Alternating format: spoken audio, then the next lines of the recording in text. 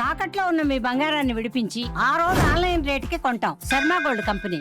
నమస్కారం, welcome to Suman TV. నేను గీతాంజలి. శ్రీ విశ్వావసు నామ సంవత్సరంలో తులారాశి వారి జాతక ఫలితాలు ఏ విధంగా ఉండబోతున్నాయి? ఈ సంవత్సరం తులారాశి వారికి చాలా బాగుందని అందరూ చెప్తున్నారు. అది నిజమేనా? ఎటువంటి యోగం పట్టబోతోంది? ఎటువంటి పరిహారాలు చేసుకోవాలి ఇంకా గొప్పగా ఉండేందుకు? తెలుసుకుందాం. వివరించేందుకు ప్రస్తుతం మనతో పాటు ఉన్నారు ప్రముఖ జ్యోతిషులు బ్రహ్మశ్రీ నందిబట్ల శ్రీహరి శర్మ గురువు గారు. వారితో మాట్లాడదాం. గురుగారు నమస్కారం అండి. సంపృక్తౌ వాగర్థ ప్రతిపత్తయే జగతఃపితరౌ వందే పార్వతీ పరమేశ్వరౌ సదాశివసమారంభాం శంకరాచార్యమధ్యమాం అస్మదాచార్యపర్యంతం వందే గురుపరంపరాం ఆదిత్యాయ చ సోమాయ మంగళాయ బుధాయ చ గురుశుక్రశనిభ్యశ్చ రాహవే కేతవే నమః. శృంగేరి జగద్గురు పీఠాధిపతులకి కంచి పీఠాధిపతులకి నమస్కారములు తెలియజేసుకుంటూ కార్యక్రమాన్ని ప్రారంభిద్దాం. గురుగారు, ఈ విశ్వావసు నామ సంవత్సరంలో జాతక ఫలితాలు తెలుసుకుంటున్నాం. ఇందులో భాగంగా ముందు అంటే సంవత్సరాలకి ఒక పేరు అనేది వస్తుంది, వాటి అర్థం కూడా ఉంటుంది కదా. విశ్వావసు అంటే అర్థం ఏంటండి అసలు? విశ్వావసు నామ సంవత్సరం, విశ్వావసు నామ సంవత్సరం అనగా గంధర్వ రాజులలో ఒక రాజు పేరు. ముఖ్యంగా వివాహం కాని అబ్బాయిలకి ఈ విశ్వావసు నామ సంబంధించినటువంటి ఈ గంధర్వుడి యొక్క మూలమంత్రముతో హోమము గనక జరిపించుకున్నట్లయితే తప్పకుండా ఆలస్య వివాహం అవుతున్నటువంటి అబ్బాయిలకి తొందరగా వివాహం అవుతుంది. అంతేకాకుండా ప్రధానంగా విశ్వావసు అనంటే విశ్వములో నమ్మదగినటువంటిది అని అర్థం. ఎవరినైనా కానీ మనం నమ్మగలిగినటువంటి వాళ్ళని సూచించేటువంటిది విశ్వము అంటే విశ్వము, విశ్వాసము అనేటువంటిది. కాబట్టి విశ్వావసు అనంటే నమ్మదగినదిగా అనేటువంటి అర్థంగా మనం తీసుకోవచ్చు. గురుగారు, తులారాశి వారి జాతక ఫలితాలు అన్ని చోట్ల నేను విన్నాను గురుగారు. అసలు తులారాశి వారికి అద్భుతంగా ఉంటుంది ఈ సంవత్సరం అనేది చెప్తూ ఉన్నారు. అది నిజమేనా? ఉంటే గనక ఏ విధంగా ఉండబోతుందో తెలియచేయండి. వాస్తవమేనమ్మా. ఎందుకనంటే తులారాశి వారికి ఈ సంవత్సరం పట్టిందల్లా బంగారం అన్నట్టుగా ఉంటుంది. కారణం ఏంటంటే యోగకారకుడైనటువంటి గురువు నవమస్థాన సంచారము, అలాగే శని భగవాను వారు షష్టమ స్థాన సంచార ప్రభావం, అలాగే రాహుకేతులు కూడా అనుకూలించేటువంటి పరిస్థితి వెరసి ఈ యొక్క తులారాశిలో జన్మించినటువంటి వారికి సంపూర్ణముగా ఎక్కువ కాలం, సంవత్సరంలో ఎక్కువ కాలం యోగదాయకంగా ఉంటుంది. కాబట్టి ఈ తులారాశి వాళ్ళు ఏదనుకున్నారో అవి చేసుకోవడానికి, అవి సాధించుకోవడానికి కొన్ని సమయాలు అనుకూలంగా ఉంటాయి. కాబట్టి ఈ సంవత్సరం మొత్తాన్ని కూడా మొత్తం 3 టైమ్ జోన్స్ లాగా మనం డివైడ్ చేసుకుంటే టైప్ 1 జోన్లోకి వచ్చేసేసరికి ప్రధానంగా మే 14వ తారీఖు రోజు వరకు, అనగా మార్చి 30 నుంచి మే 14వ తారీఖు వరకు తులారాశికి అష్టమ స్థానంలో గురు సంచారము, తర్వాత మే 14 నుంచి నవమ స్థానంలోకి, అలాగే మళ్ళీ సెప్టెంబర్ 28 నుంచి దశమ స్థానంలోకి ఉండడం. ఈ కారణం చేత మే 14వ తారీఖు తర్వాత సంపూర్ణముగా గురువు అనుకూలంగా ఉండబోతున్నాడు.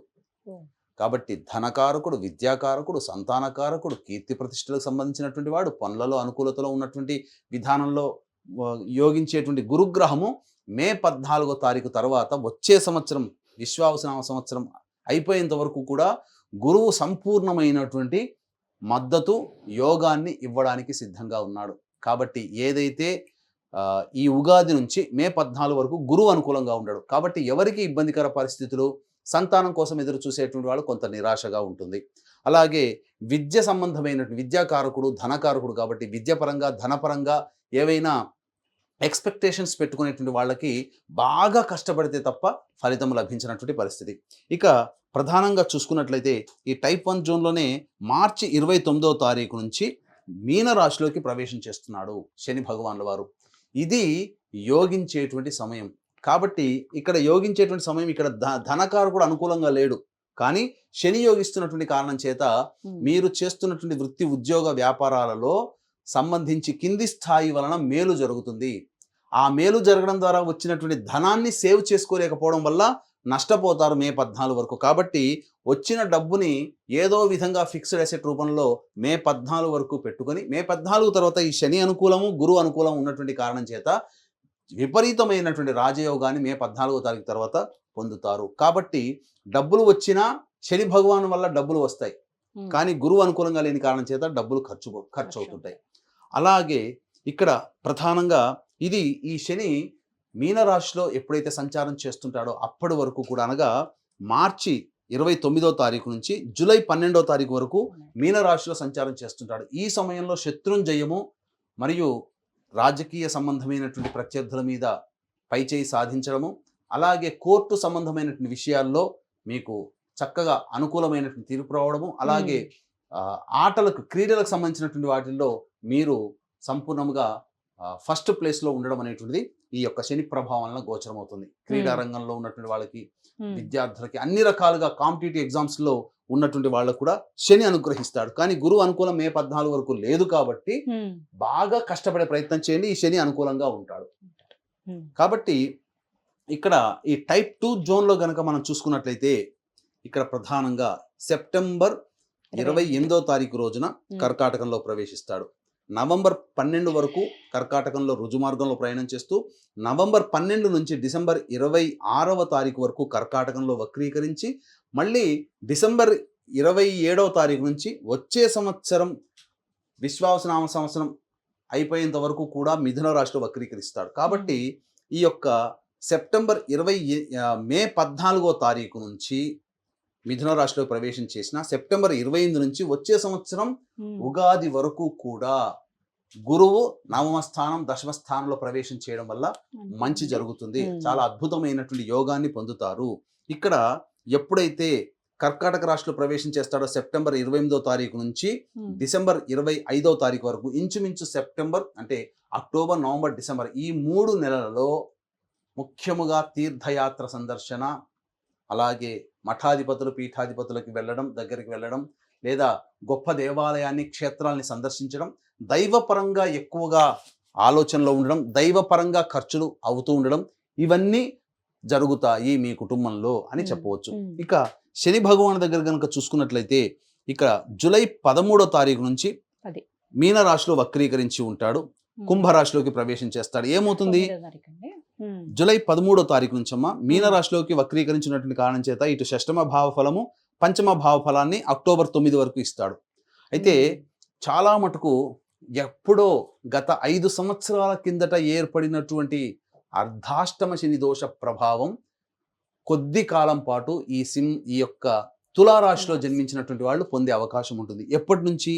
అక్టోబర్ 10 నుంచి ఇక్కడ నవంబర్ 25వ తారీఖు వరకు, అంటే అక్టోబర్ 10 టు నవంబర్ 25, అంటే ఎంత దగ్గర అక్టోబర్ నుంచి నవంబర్ 10 ప్లస్ 15, అంటే దాదాపు 45 రోజుల పాటు అర్ధాష్టమ శని దోష ప్రభావాన్ని తులారాశి వాళ్ళు పొందబోతున్నారు. కాబట్టి అక్టోబర్ 10 నుంచి నవంబర్ 25వ తారీఖు మధ్య కాలంలో వాహన నష్టము కానీ, గృహ నష్టము కానీ, లేదా ఉద్యోగ సంబంధమైనటువంటి విషయాల్లో ఆకస్మికమైనటువంటి బదిలీలు కానీ, ఉద్యోగ మార్పులు కానీ, తల్లిగారి ఆరోగ్యం పట్ల శ్రద్ధ వహించడం కానీ, వాహనం నడిపేటప్పుడు జాగ్రత్తలు పడడం కానీ, ఇలా అన్ని రకాలుగా కొంత శని ప్రభావం, అర్ధాష్టమ శని దోష ప్రభావాన్ని తులారాశి వాళ్ళు ఒక 45 రోజుల పాటు జీవితంలో ఒక జర్క్ వచ్చేస్తుంది. ఆ 45 రోజులు జాగ్రత్తగా ఉండాలి. ఇది టైప్ 2 జోన్లో మీరు గమనించాల్సినటువంటి ప్రధానమైనటువంటి అంశముగా చెప్పవచ్చు. ఇక చూసుకున్నట్లయితే టైప్ 3 జోన్లోకి వచ్చినట్లయితే డిసెంబర్ 27వ తారీఖు రోజున మిథునంలోకి ప్రవేశం చేస్తాడు. డిసెంబర్ 27 నుంచి విశ్వావసునామ సంవత్సరం అయిపోయేంత వరకు కూడా మిథున రాశిలోనే వక్రీకరించి ఉంటాడు. మార్చి 14వ తారీఖు వరకు దాదాపుగా వక్రీకరించినటువంటి గురు ప్రభావం వలన ఏం జరగబోతుంది? మీకు విదేశానికి వెళ్ళాలనే కోరిక ఏదైతే ఉంటుందో, విదేశీ విద్య, విదేశీ సంబంధించినటువంటి అవన్నీ కూడా డిసెంబర్ 27 నుంచి మార్చి 14వ తారీఖు రోజున, అలాగే ఈ మే 14వ తారీఖు నుంచి సెప్టెంబర్ 27 మధ్య కాలంలో ముఖ్యంగా విదేశీ విద్య చేసుకోవాలి లేదా విదేశంలో ఉద్యోగం సంపాదించుకోవాలనుకునేటువంటి వాళ్ళకి మంచి జరుగుతుంది. ఖచ్చితంగా తులారాశిలో జన్మించినటువంటి వారు ఉద్యోగపరంగా కావచ్చు, లేదా వృత్తి నైపుణ్యం పరంగా కావచ్చు, ఏదైనా ఒక కొత్త విద్యని మే 14 నుంచి సెప్టెంబర్ 27 మరియు డిసెంబర్ 27 నుంచి మార్చి 14వ తారీఖు మధ్య కాలంలో ఒక డిప్లొమా కోర్సును చేసే అవకాశము గోచరమవుతుంది. ఆస్తి సంబంధించినటువంటి విషయాల్లో ఇప్పుడు చెప్పినటువంటి సమయంలో మీకు అనుకూలమైనటువంటి తీర్పు, ఏదైనా ఇతరులతో వాగ్వివాదాలు ఉంటే ఆ వివాదంలో మీకు అనుకూలంగా మీకు వివాదాలు సమసిపోతాయి. ఇది చెప్పవచ్చు. ఇక టైప్ 3 జోన్లో కనుక చూసుకున్నట్లయితే శని ప్రభావం వలన ప్రధానంగా నవంబర్ 26వ తారీఖు నుంచి కుంభరాశిలోనే స్థితి పొంది ఉండడం, జనవరి 10వ తారీఖు వరకు, నవంబర్ 26 నుంచి జనవరి 10వ తారీఖు వరకు ఈ యొక్క కుంభరాశిలో ఉండడం, జనవరి 10వ తారీఖు నుంచి ఇక పూర్తిగా షష్టమ స్థానంలో ఉండడం. కాబట్టి ఏమవుతుంది? నవంబర్ 26 నుంచి జనవరి 10వ తారీఖు వరకు ఇంచుమించు డిసెంబర్ 26 ప్లస్ అక్కడ 15, మళ్ళీ 45 రోజుల పాటు కొంత మానసికమైనటువంటి ఆందోళన చెందేటువంటి అవకాశం గోచరమవుతుంది. ఇక జనవరి 10 నుంచి విశ్వావసునామ సంవత్సరం అయిపోయేంత వరకు కూడా సంపూర్ణముగా అనుకూలంగా ఉంటుంది. కాబట్టి ఏ వృత్తి ఉద్యోగ వ్యాపారాల్లో ఉన్నటువంటి వాళ్ళైనా కానీ ఈ చెప్పిన సమయాల్లో ఉన్నటువంటి మంచి సమయం ఏదైనా గమనించుకొని తదనుగుణంగా మీ యొక్క సంబంధించినటువంటి వృత్తి ఉద్యోగ వ్యాపారాల్లో పైకి ఎదగడం, సమయం అనుకూలంగా లేనప్పుడు తగ్గి ఉండడం అనేటువంటి చేసుకుంటే చాలా మటుకు మంచి ఫలితాలు పొందుతారు. మరి తులారాశి మహిళలకి ప్రత్యేకంగా ఎలా ఉండబోతోంది గురువుగారు? తులారాశిలో జన్మించినటువంటి మహిళలకి ప్రధానంగా అష్టమ గురు ప్రభావం మే 14 వరకు అనుకూలంగా లేదు. ఈ కారణం చేత ప్రధానంగా అజీర్తి, అసిడిటీ, అలాగే కాలేయ సంబంధమైనటువంటి ఇబ్బందులు ఎదుర్కొనే అవకాశం గోచరమవుతుంది. కాబట్టి ఫుడ్ విషయంలో డైట్ కంట్రోల్ అనేటువంటిది చేసుకోవాలి. ఎక్కడ పడితే అక్కడ ఫుడ్ తీసుకోవడం అనేటువంటిది మంచిది కాదు. ఇక ప్రధానంగా ఈ సంబంధించినటువంటి అక్టోబర్ 10వ తారీఖు నుంచి ప్రధానంగా ఈ శని భగవానుల వారు కుంభరాశిలో ప్రవేశం చేయడం, అలాగే అక్టోబర్ 10 నుంచి జనవరి 9 వరకు ఈ సమయం అనుకూలంగా లేదు మహిళలకి. కాబట్టి ఈ సమయంలో కూడా కింది స్థాయి వాళ్లతో అక్టోబర్ 10 నుంచి జనవరి 9 వరకు మీ కింది స్థాయి వాళ్లతో మాటలు పడాల్సినటువంటి పరిస్థితి వస్తుంది. కాబట్టి ఉద్యోగంలో సహచరులతో కానీ, అధికారులతో కానీ, వ్యాపారం చేస్తున్నట్లయితే ఇతరులతో కానీ జాగ్రత్తలు పాటించండి. ఇక ముఖ్యంగా బాధ్యతాయుతమైనటువంటి గౌరవ మర్యాదలకు మాత్రం ఎటువంటి లోటు రాదు. మీ మాట వేదవాక్కుగా కుటుంబ సభ్యులు అందరూ పాటిస్తారు. అలాగే గర్భిణీ స్త్రీలు సంతానవంతులవుతారు. ముఖ్యంగా వివాహం కావాల్సినటువంటి అమ్మాయిలకి మే 14 తర్వాత వివాహం జరిగే అవకాశం గోచరమవుతుంది. ఇంకా ముఖ్యంగా అర్ధాష్టమ శని దోష ప్రభావం ఉన్నప్పుడు క్లిష్టమైనటువంటి పనులని కష్టపడి ఆ పనులలో విజయాన్ని పొందుతారు. ఎప్పటి నుంచి? అక్టోబర్ 10 నుంచి నవంబర్ 26వ తారీఖు మధ్యకాలంలో ఈ సంబంధించినటువంటి క్లిష్టమైనటువంటి పనులని మీరు పూర్తి చేసుకోగలుగుతారు. కష్టంతో పూర్తి చేసుకుంటారు. ఖచ్చితంగా ఆ అక్టోబర్ 10 నుంచి నవంబర్ 26 మధ్యకాలంలో వివాహం కాని అమ్మాయిలకి వివాహం జరిగి తీరుతుంది. అయితే మిగతా రంగాలు ఏవైతే ఉన్నాయో వివిధ రంగాల్లో స్థిరపడిన వాళ్ళకి మరి ఈ విశ్వావసు నామ సంవత్సరం ఎలా ఉంటుందండి తులారాశి వారికి?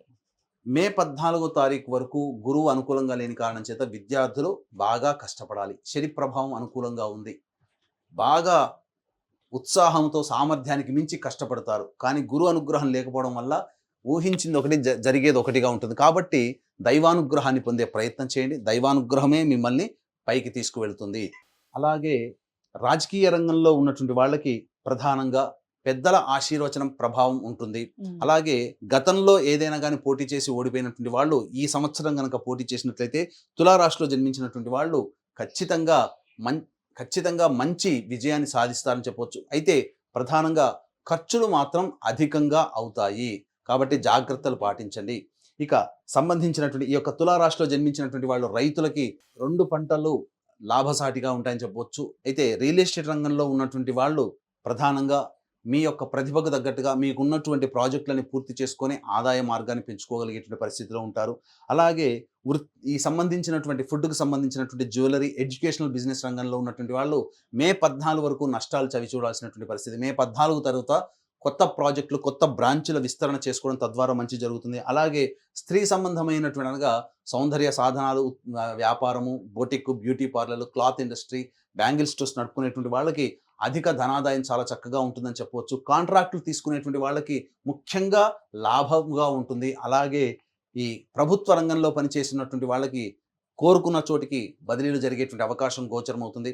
అన్ని విధాలుగా అన్ని రంగాలలో ఉన్నటువంటి వాళ్ళకి ముఖ్యంగా సిమెంట్, ఇసుక రంగంలో ఉన్నటువంటి వాళ్ళు, అలాగే నూనె వ్యాపారస్తులు, బట్టి వ్యాపారస్తులు, అలాగే ఈ సంబంధించినటువంటి మైనింగ్ రంగంలో ఉన్నటువంటి వాళ్ళకి అధిక ధనాదాయం చాలా చక్కగా ఉంటుంది. ఆటోమోటివ్ రంగంలో ఉన్నటువంటి వాళ్ళు కూడా వ్యాపార అవకాశాలు, విస్తరణలు బాగా జరుగుతాయి. తద్వారా అధిక లాభాలు పొందేటువంటి అవకాశము గోచరమవుతుంది. తర్వాత అన్ని రంగంలో ఉన్నటువంటి వాళ్ళకి గురు, శని, రాహుకేతుల యొక్క ప్రభావం అనుకూలంగా ఉంటుంది అని చెప్పవచ్చమ్మా. ఇక గురుగారు అంత బాగుందన్నారు. అయితే కొన్ని రోజులు అనేవి కాస్త శని ప్రభావం ఉంటుందని చెప్పారండి. అలాగే గురు ప్రభావం కూడా ఉంటుంది. కాబట్టి మరి వారి అనుగ్రహం కోసం ప్రత్యేకంగా ఎటువంటి పరిహారాలు చేసుకుంటే మంచిదంటారు? ముఖ్యంగా ప్రధానంగా మనిషికి సంబంధించినటువంటి ఆకస్మిక ప్రమాదాలు కొన్ని చోటు చేసుకుంటాయమ్మా జీవితంలో జాతకరీత్యా. అటువంటి ఆకస్మిక ప్రమాదాలు కానీ లేకపోతే వాహనం నడిపేటప్పుడు ఎటువంటి జాగ్రత్తలు తీసుకోవాలంటే సెప్టెంబర్ 12 నుంచి డిసెంబర్ 6వ తారీఖు వరకు అనుకూలంగా లేని సమయము. ఈ సమయంలో వాహన ప్రమాదములు చోటు చేసుకోవడం కానీ, లేకపోతే ఏదైనా ఆపరేషన్స్ జరగడం కానీ జరిగే అవకాశం ఉంటుంది. అట్లాగే జనవరి 15 నుంచి ఫిబ్రవరి 23వ తారీఖు, వచ్చే సంవత్సరం జనవరి 15 నుంచి ఫిబ్రవరి 23వ తారీఖు వరకు కూడా అనుకూలమైన సమయం కాదు. తల్లిగారి ఆరోగ్యం పట్ల శ్రద్ధ వహించాలి. ఆ సమయంలో ముఖ్యంగా గృహోపకరణాలకి, గృహ మరమ్మతులకి ఖర్చులు అధికంగా అవుతాయి. వాహన ప్రమాదములు లేదా వాహన మార్పులు, గృహ మార్పులు ఈ జనవరి 15 నుంచి వచ్చే సంవత్సరం ఫిబ్రవరి 23వ తారీఖు వరకు చూడవచ్చమ్మా. అలాగే ప్రతి మనిషికి కూడా ప్రధానంగా దైవానుగ్రహం తప్పనిసరి. మీ యొక్క సంకల్పం, ఈ తులారాశిలో జన్మించినటువంటి వారు మీ యొక్క సంకల్పం ఈ సంవత్సరం సంపూర్ణంగా నెరవేరాలి. అలాగే జాతకరీత్యా మీరు ఏ జ్యోతిషుల దగ్గరికి పోయినా ఎటువంటి పరిహారాలు చేసుకోమని చెబుతారో అటువంటి దోషాలకి సంబంధించినటువంటి పరిహారాలు అనేటువంటివి సంవత్సరం మొత్తం, విశ్వావసునామ సంవత్సరం మొత్తం ప్రతి నెల ఒక్కొక్క క్షేత్రంలో చేయించడం జరుగుతుంది. సంకల్ప సిద్ధి, సర్వదోష నివారణ హోమాలు.